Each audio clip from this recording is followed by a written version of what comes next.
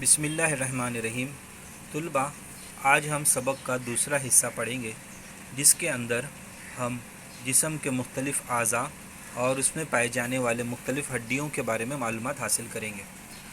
طلباء، آپ کو یہاں پر ایک ڈھانچہ دکھائی دے رہا ہے جس میں کھوپڑی، سینے کا پنجرہ، ہاتھ، ریڑھ کی ہڈی وغیرہ شامل ہے۔ یہ تمام انسانوں کے اندر یہ تمام ہڈیاں موجود ہوتی ہے۔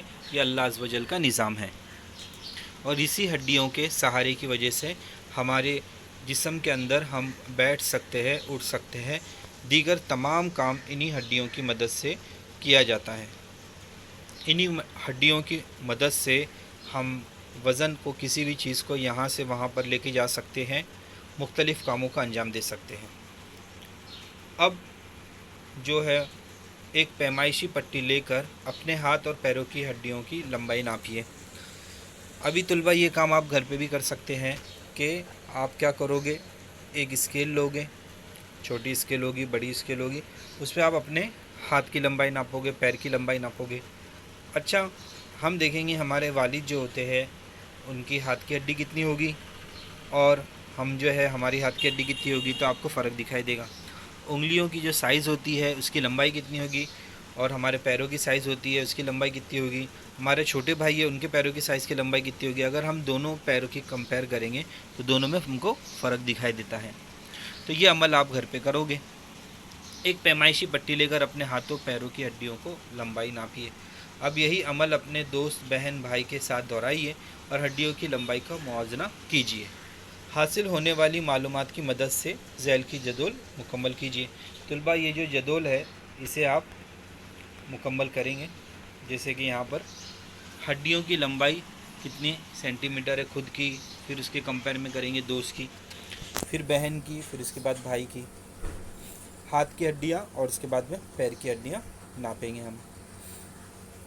انسان کالبدی نظام کو دو حصوں میں تقسیم کیا گیا ہے، محوری ڈھانچہ اور مددگار ڈھانچہ۔ اچھا، ایک ہوتا ہے محوری ڈھانچہ، دوسرا مددگار ڈھانچہ۔ اب اس کے بارے میں ہم پڑھیں گے۔ محوری ڈھانچے میں کھوپڑی، ریڑھ کی ہڈی اور سینے کے پنجرے کا شمار ہوتا ہے۔ یہ جسم کے بالکل درمیانی لکیر محور کے اطراف ہوتی ہے۔ جیسے کہ آپ کو یہ درمیان میں ایک لکیر دکھائی دے رہی ہے، اس میں کھوپڑی اور یہ پیچھے جو ہے ریڑھ کی ہڈی ہے، یہاں پہ یہ ریڑھ کی ہڈی کہلاتی ہے جو ہمارے بیک بون کی ہوتی ہے، اور اسی کے ساتھ جو ہے یہ درمیانی ہڈی جو ہے اسے کہتے ہیں ہم محوری۔ اور یہ ہمارا جو سینے کی جو ہڈی ہے، یہ جو ہے سینے کا جو پنجرہ کہلاتا ہے، یہ بھی محوری ہڈی کے اندر یہ چیزیں آ جاتی ہیں۔ محوری ڈھانچہ آپ کو سمجھ میں آ گیا۔ اب مددگار ڈھانچہ کسے کہتے ہیں؟ مددگار ڈھانچہ درمیانی لکیر محور کے بازو کی ہڈیوں سے مل کر بنتا ہے، یعنی کہ یہ محوری ڈھانچے کے قریب والی جو ہڈیاں ہوتی ہیں اس کے ہم مددگار ڈھانچہ کہتے ہیں۔ فار ایگزامپل، یہاں پر آپ نے دیکھا ہے یہ جو ہے یہ محوری ہے، اور اس کے قریب میں جو ہاتھ کی ہڈی ہو گئی اور جو پیروں کی ہڈی ہو گئی، یہ تمام ہڈیاں جو ہے ہمارا مددگار ڈھانچے کے طور پر ہم اسے کہہ سکتے ہیں۔ طلباء، ہم نے دو قسم کی چیزیں پکڑی، ایک محوری ڈھانچہ ہم نے سمجھے، دوسرا مددگار ڈھانچہ ہم نے سمجھے۔ مددگار ڈھانچہ کسے کہتے ہیں؟ جو محوری ڈھانچے یا محوری ہڈی کو قریب کی جو ہڈیاں ہوتی ہے جو مدد کرتی ہے، اس میں ہاتھ اور پیر کی ہڈیوں کا شمار ہوتا ہے۔ اب ہم آگے کی طرف چلتے ہیں۔ ہمارے جسم کی نشو و نما کے دوران ہڈیوں کی لمبائی جسامت بڑھتی رہتی ہے۔ جیسے جیسے ہماری ایج بڑھتی ہے، عمر بڑھتی ہے، تو دیکھنا ہماری ہائٹ بھی بڑھتی رہتی ہے، لیکن ایک مخصوص عمر کے بعد میں وہ ہائٹ رک جاتی ہے۔ لیکن آپ نے دیکھے ہوں گے کہ 5ویں کا جو بچہ ہوتا ہے اس کی ہائٹ کتنی ہوتی ہے، جب وہ بچہ 8ویں میں پہنچ جاتا ہے تو اس کی ہائٹ کتنی ہوگی۔ تو یہ تمام چیزیں ہماری جسم کی نشو و نما جسے ہم کہتے ہیں، جسے جسم کی نشو و نما کہا جاتا ہے، جس میں ہڈیوں کی لمبائی اور جسامت بڑھتی جاتی ہے۔ چھوٹے بچوں میں عمر کے ساتھ ہونے والا یہ فرق صاف نظر آتا ہے، لیکن جسم کی نشو و نما ایک مخصوص حد تک ہی ہو سکتی ہے۔ اونچے قد والے فرد کی ہڈیاں زیادہ لمبی ہوتی ہیں۔ جو لمبا لڑکا ہوگا کلاس کا تو اس کی ہڈی بھی ضروری طور پر لمبی ہوگی، پیر کی ہڈیاں لمبی ہوگی، ہاتھ کی ہڈیاں بھی لمبی ہوگی۔ اچھا، اللہ عز و جل نے جو بھی لمبا شخص ہے تو ایسا نہیں ہوگا کہ صرف اس کی پیر ہی کی ہڈیاں جو ہوگی وہ لمبی ہوگی، اس کی ہاتھ اور اس کی انگلیاں اسی نسبت سے، اسی ایوریج سے ویسے بھی وہی برابر ایکولی سب چیزیں لمبی ہوگی اس کی۔ محوری ڈھانچہ، اب ایک ایک حصے کے بارے میں پڑھیں گے جسم کے، جیسے کہ کھوپڑی۔ کھوپڑی کے اندر نچلا جبڑا، اچھلا جبڑا، آنکھ، ناک، یہ تمام چیزیں آتی ہیں۔ سر اور چہرے کی ہڈیاں مل کر کھوپڑی بنتی ہے۔ اس میں پائی جانے والی ہڈیاں چپٹی اور مضبوط ہوتی ہے۔ سر کی، آنکھ اور چہرے کی 14، اس طرح کھوپڑی میں کل 22 ہڈیاں ہوتی ہیں۔ یہاں 14 ہڈیاں، وہاں 8 ہڈیاں۔ اس طریقے سے کھوپڑی کے اندر 22 ہڈیاں موجود ہوتی ہے۔